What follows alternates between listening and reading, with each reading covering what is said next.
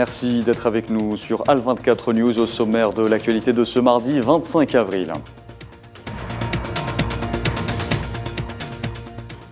Au Soudan, un cessez-le-feu de 72 heures est entré en vigueur ce mardi à minuit, après 10 jours de combats meurtriers ayant fait plus de 420 morts et 3700 blessés. Les colons sionistes font un nouveau martyr palestinien. Hatem Asad Abou Najma, âgé de 39 ans, a été lâchement assassiné dans la ville d'Al-Quds occupée. Réforme du Conseil de sécurité, le ministre russe des Affaires étrangères Sergei Lavrov plaide aux Nations Unies pour l'élargissement de la représentation des pays africains, asiatiques et latino-américains au sein de l'organisme. Et aux États-Unis, Joe Biden annonce officiellement sa candidature à l'élection présidentielle américaine de 2024. À 80 ans, le président démocrate souhaite finir le travail.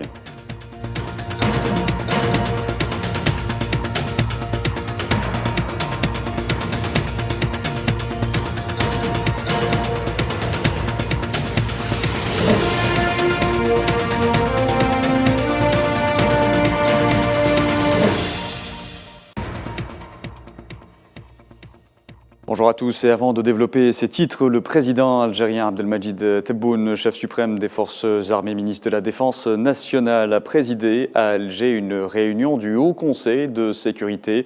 Selon la présidence de la République, cette réunion a été consacrée à l'évaluation de la situation générale dans le pays.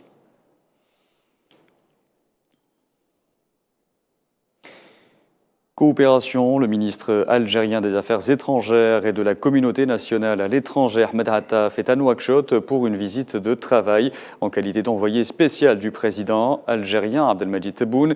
Il a été reçu ce matin par le Premier ministre mauritanien Mohamed Ould Bilal Messoud. Hier, Ahmed Attaf a eu des entretiens avec son homologue mauritanien Mohamed Salem Ould Merzoug. Les deux ministres ont notamment évoqué le niveau d'avancement de la réalisation des projets conjoints avec à leur tête celui de la route reliant Tindouf à Zouérat au vu de son importance stratégique. Dans le cadre de la coordination politique entre les deux pays, les deux ministres ont abordé les questions d'intérêt commun au niveau maghrébin et arabe, ainsi que les développements de la situation dans la région sahélo-saharienne et sur le plan continental en général. Au terme des entretiens bilatéraux, les deux parties ont procédé à la signature d'un mémorandum d'entente sur les concertations politiques. Direction le Soudan à présent, où un cessez-le-feu de 72 heures annoncé par le chef de la diplomatie américaine est entré en vigueur ce mardi à minuit, après 10 jours de combats meurtriers opposant l'armée soudanaise et les forces de soutien rapide, ayant déjà fait plus de 420 morts et 3700 blessés. Naila Hamouda. Retour à un calme précaire au Soudan après 10 jours de combats meurtriers entre l'armée et les forces de soutien rapide du général Mohamed Hamdan Dagalo. Un fragile cessez-le-feu de 72 heures a débuté mardi à minuit. Les deux parties se sont engagées à travailler à une cessation permanente des hostilités.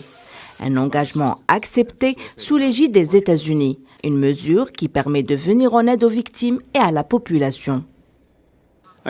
Je suis en contact permanent avec les parties au conflit et je les ai appelés à désamorcer les tensions et à revenir à la table des négociations. Nous poursuivrons nos efforts avec nos partenaires pour obtenir un arrêt définitif des combats dès que possible.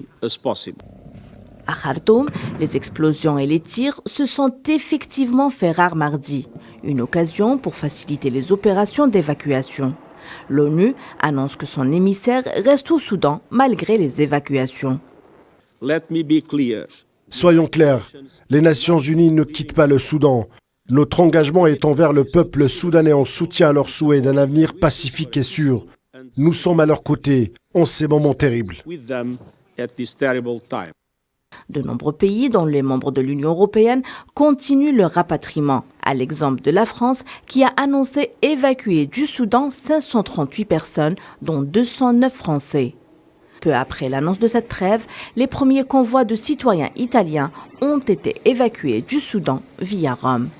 De nouveau, le Royaume-Uni a annoncé entamer l'évacuation de ses ressortissants 3 jours après celle de ses diplomates, même si de sévères critiques ont visé le gouvernement Sunak pour la gestion de ses ressortissants coincés. Le Japon, lui aussi, a annoncé avoir évacué tous ses ressortissants qui se trouvaient à Khartoum et désiraient partir. L'armée et les paramilitaires ont confirmé le cessez-le-feu, mais reste à savoir si la trêve sera respectée jusqu'à son expiration. En attendant, l'exode des habitants continue, fuyant les zones de combat. Et à son tour, l'Algérie a annoncé hier le lancement d'une opération d'évacuation des membres de sa communauté établie au Soudan, désirant quitter ce pays. Et le staff de l'ambassade d'Algérie à Khartoum, le ministère algérien des Affaires étrangères, a en outre affirmé qu'il suivait de près la situation au Soudan à travers une cellule de crise mise en place à cet effet, appelant les ressortissants algériens se trouvant dans ce pays à faire preuve de vigilance. Et face à cette situation, le secrétaire général de l'ONU s'est dit préoccupé. Antonio Guterres a averti que l'escalade de violence au Soudan risquait d'impacter également toute la région, appelant les membres du Conseil de sécurité à agir pour venir en aide au pays.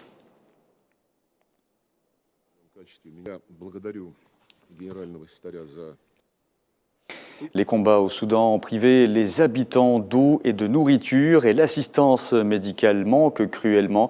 Pour faire face à cette situation, des Soudanais ont créé des sites web et des applications pour répondre aux besoins les plus urgents. Nelly Manzekar.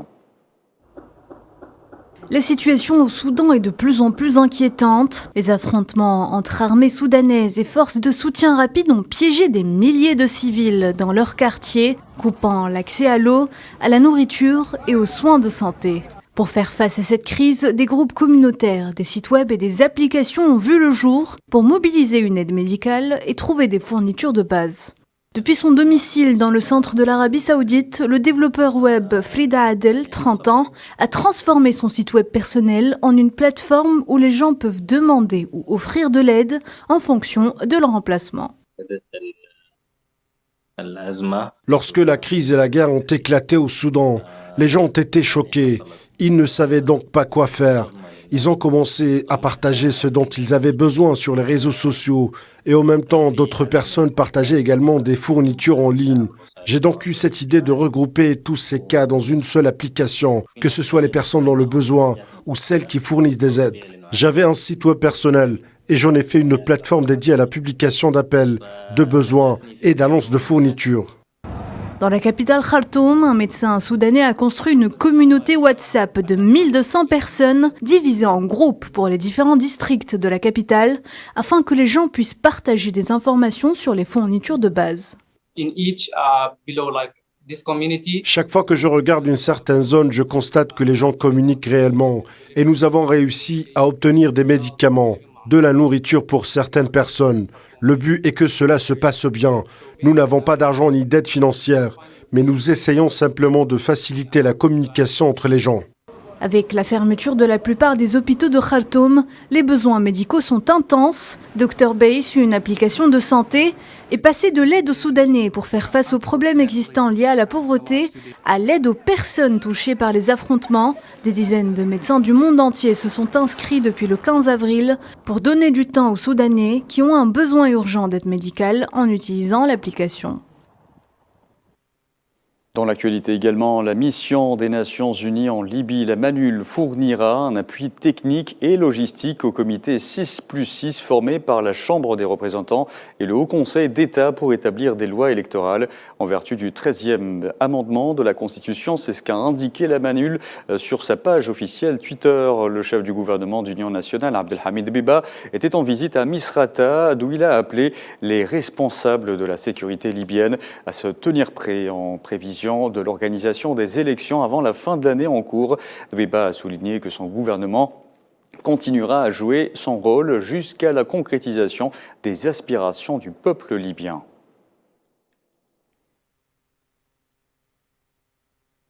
في وزارة الداخلية لا أنسى شد همتهم Je n'oublie pas l'intensité des efforts du ministère de l'Intérieur pour le droit électoral qui a prouvé lors de l'expérience que nous avons eue dans la ville de Tripoli et à travers les simulations de sécurité électorale, la très bonne préparation au ministère de l'Intérieur dans toutes les villes de la Libye afin que nous puissions assurer le succès des élections. Et je vous le disais en titre, en Palestine, un Palestinien âgé de 39 ans de Beit Safafa est tombé en martyr hier soir. Il a été lâchement assassiné par des colons sionistes dans la ville d'Al-Quds occupée. Il s'agit de Hatem As'ad Abu Najma, père de 5 enfants. Dans l'actualité également, je vous disais en titre, et s'exprimant lors d'une réunion du Conseil de sécurité de l'ONU sur le multilatéralisme, le chef de la diplomatie russe a appelé les États occidentaux à cesser de parler au nom de toute l'humanité. Le ministre russe des Affaires étrangères, Sergueï Lavrov, qui se prononçait également devant les Nations Unies pour l'accélération de la réforme du Conseil de sécurité de l'ONU, a affirmé qu'il fallait le faire en élargissant la représentation des pays africains, asiatiques et latino-américains au sein de l'organisme. Par ailleurs, le chef de la diplomatie russe, Sergueï Lavrov, qui est à New York, a évoqué devant le Conseil de sécurité une situation périlleuse pour le monde actuel, bien pire que celle observée durant la guerre froide de la Russie, qui préside, je vous le rappelle, ce mois-ci, le Conseil de sécurité des Nations Unies.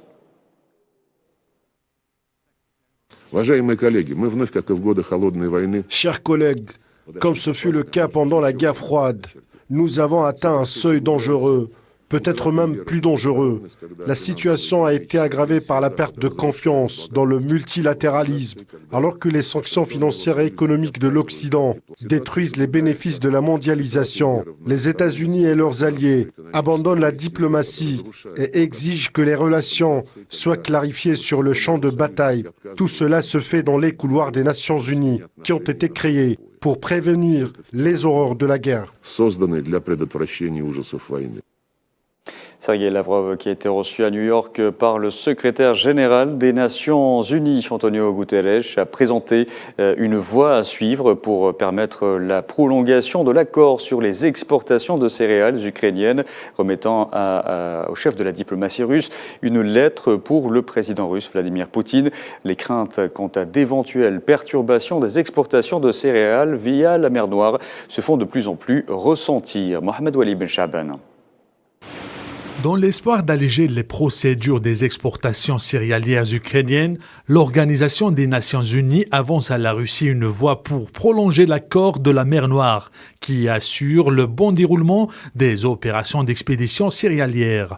Pour l'ONU, il n'est pas question que celui-ci prenne fin.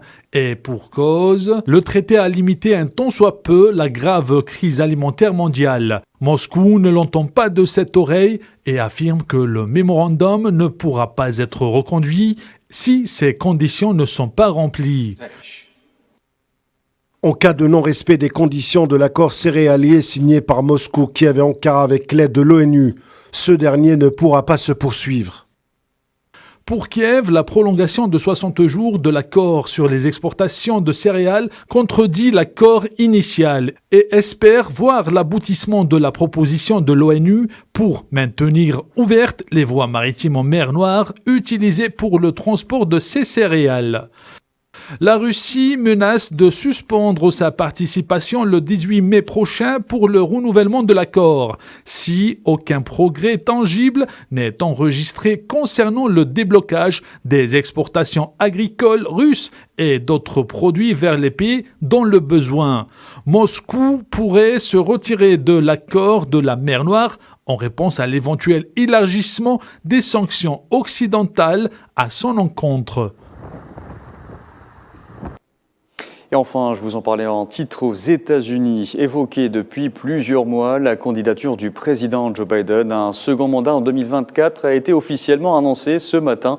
Biden, aujourd'hui âgé de 80 ans, a dit souhaiter finir le travail dans un message et une vidéo postée sur ses réseaux sociaux, lançant ainsi sa campagne. Voilà, c'est la dernière information de ce journal. Merci à vous de l'avoir suivi. Vous pouvez retrouver ce programme sur le site d'Al24 News ou à travers nos différentes plateformes en scannant le QR code qui s'affiche en bas de votre écran. Excellent après-midi.